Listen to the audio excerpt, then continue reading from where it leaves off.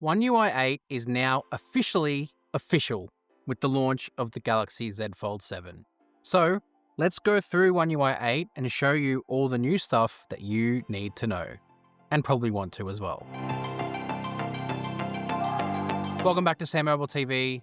You're here with Daniel, and my Z Fold 7 arrived this morning, and I am very excited because this phone is phenomenal.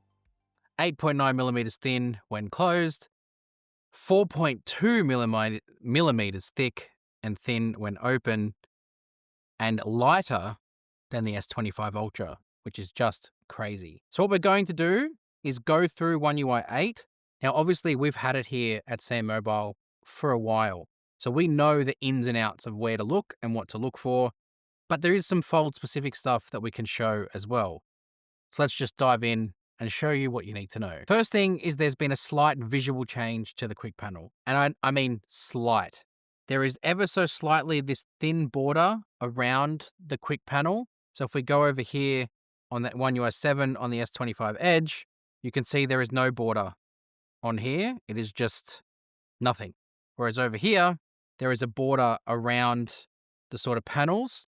And that's realistically all that has changed with One UI 8 and the quick panel. Outside of that, it's literally the same. Now, Samsung added in the settings the predictive back gesture. So that predictive back gesture made it. So let's have a look on the final version of One UI 8.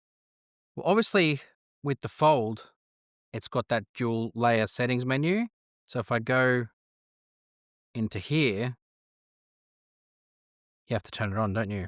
So I go to advanced features and go to labs, backswipe preview. Now it's there. So that's a new thing with One UI 8 as well. What also is new is the new quick share menu. So again, swiping down and clicking on quick share, you can see now it tells you what it is. You've got the receive tab and you've got the send tab, and you can sort of switch between them. The receive tab will just show other people that you're ready to receive. So if you've got it set to contacts only, you can go in here and then this will then allow you to receive from quick share from anyone. And then the send tab allows you to select files from any part of your phone. So normally you have to go into the gallery, select from the gallery, hit share, quick share, and then you have to go to my files. Whereas here, you can select that, go to videos, select the video, go to documents, go to other, and then it will allow you to go into that to collate them all together and hit done to then share with quick share. So that's some of those features that you will see. What you've also got here is some new phone features. So if you go into the phone dialer and go into settings and you go, I think it's the 3-dot menu over here, go to settings. There we go. You've got call captions, and call captions, basically it will just caption what is being said on the phone call in real time. We can show it to you, because why not? I'll just use my other phone that's got a SIM card in it. I haven't switched to this yet, so trust me, that will happen eventually. Okay, so I've answered the call. I'm going to mute that one. So if I go here and hit captions, what's going to happen is as I'm talking, it's going to put them up on the screen, what is being said, which is great. The other one is to do with real-time text. So real-time text is a option that allows you to have a text conversation during a phone call. So whilst you're trying to communicate with someone who's maybe got hearing or speech impairments, you can actually see the letters that is being typed in real time. You also need to have another device that supports real-time talk. So the S25 Edge is not yet on One UI 8, so I can't quite demonstrate it in live yet, but once it's working, we'll be able to show you. Then you've got some updated apps. So the gallery, as an example, has got some updates. The gallery has got some new icons here. So you'll be able to see sort of some new shapes and icons, and sort of that sort of hamburger menu in particular is new. In also labs, you've also got private album, which allows you to put things and hide them behind a fingerprint. So you can send them to private album and store them securely behind your fingerprint so no one else can access them, unless they cut off your thumb. Anyway, I'll see if they've got any in the final version here. So if I go to settings and go to about gallery, tap on that multiple times, Gallery Labs is now enabled. There isn't anything new in there. That's all the same stuff that we've already seen in One UI 8's Gallery Labs. So it's good to know we've already sort of covered it. My Files has also got an update. So if I go into Samsung folder and into My Files, you will see a lot of this stuff's got to be closed. With the Fold, a lot of the new layouts, it's for when the phone is closed. So if I go into My Files here, you can see that's part of the new layout, that new iconography there. But when you open it, because of the way the layout works with the Fold, doesn't quite work with that. But you do have this nice sort of ability to be able to have sort of a flow like that. It's very Mac OS how that works. Don't hate it though. Don't hate it. I like that sort of flow on effect where you can actually go and see everything sequentially. Looks really good on the Fold screen too. There's also other updates to Reminder. So the Reminder app has got a bit of a refresh in sort of how it looks. So I've gone to Reminder here. Again, it's that sort of new icons and new sort of layout with the cards that it's got, similar to My Files and blended with Gallery. And there's also no hamburger menu in Reminder. And then the calendar has also got an update to sort of support the reminder input. So if I go into calendar up here and press the plus button, you can see at the top, you've got event or reminder, and you can sort of easily go between them. Previously, you'd have a plus button here, which would have event and reminder, and then you can't change it afterwards. Now with One UI 8, you can. Then we have the changes to Dex. Dex is an interesting one. We sort of did a video on One UI 8 on the Tab S9 Ultra and how they removed classic Dex and then added desktops to both the tablet screen and the Dex screen when you plug it in. I was hoping to see that here when you launch Dex onto a monitor, but from what I can tell when I've plugged it in, there is no desktop 1 or desktop 2 option as yet.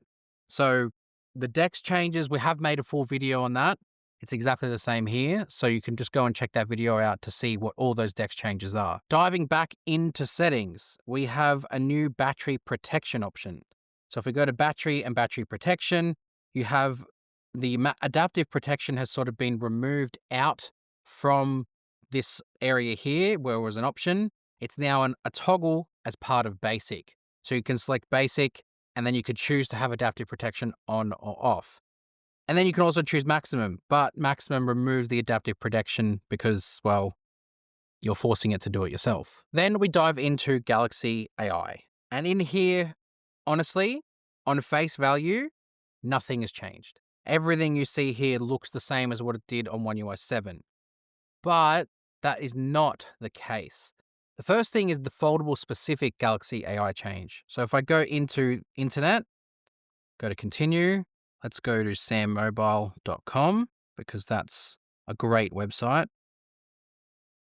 God, things look so good on this inner display on the Fold. So if we go into our Flip 7 hands-on article here, so what you can do is you can summarize it. Obviously, we know how all of this works. But what the Fold has got is the ability to undock this sort of summary window. So I can click on that, and then now I can drag that around and drag it into different sizes, which means I can sort of move it a little bit out of the way here if I wanted to just have it at the top there. And then when I want to, I can bring it down here at the bottom and it'll dock it back into that bottom space. Neat. That'll work across multiple different areas where that sort of AI window shows up. So it means you can drag that into sort of a different space and have it sort of be there. And you can even make it as a multi-window option to put it back down the bottom. Or on the side there. Neat. The next one is fold specific as well. So it's to do with the object removal in Galaxy AI. So here I've got a photo of the OG Galaxy Fold. So what you can do here is, let's say you remove this book from the background. There is also auto select photo bombers, which was there in One UI 7. But let's just do something simple. Remove that book, hit generate. What I really love about what they've done is they've taken advantage of this fold screen. So the fold screen where it can actually have two halves of the display, it means that it's actually taking advantage of the size. So if I wanted to show original, I hit that. This side-by-side preview where I can see the original on the left and the right-hand side see the one that's been made. What's great is if I zoom in to that area, it will zoom in on the original as well, which means I don't have to sort of do both and get it to the right spot. It's actually keeping the spot the same, and you can see what the changes have been made. Love that as an option, and I can guarantee you'll be using that all the time. Now, that's a fold-specific one. You probably won't see that here on One UI 8 on the S25 Ultra, unless they find a way to take advantage, which they might, maybe, who knows. The other update is to Audio Eraser.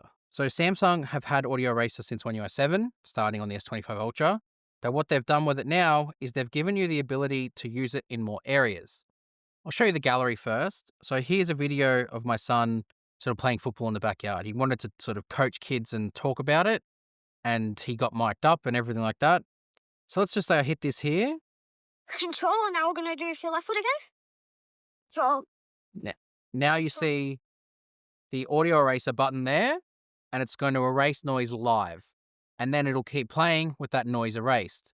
It works just by doing the auto mode from standard audio eraser and then just applies it outside of it. So if I hit that auto button, that's what it's doing outside.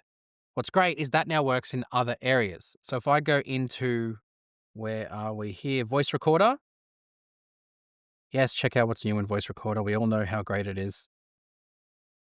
So if I go to voice recorder and then I just start recording, so this is now going to be recording me talking. Hit stop, save. If I go to hit this here, you will see now the audio eraser button is there and it's going to be erasing that noise as it sort of plays. And then I just start recording. So this is now going to be recording me talking. So that's part of it. And then the other area it's in is in Samsung Notes. So if I go into Samsung Notes here, get started, and let's open up a note. Again, this is a brand new phone. I did do a whole video on this new feature, but let's just say I go add and I go to voice recording while using the app. Yes.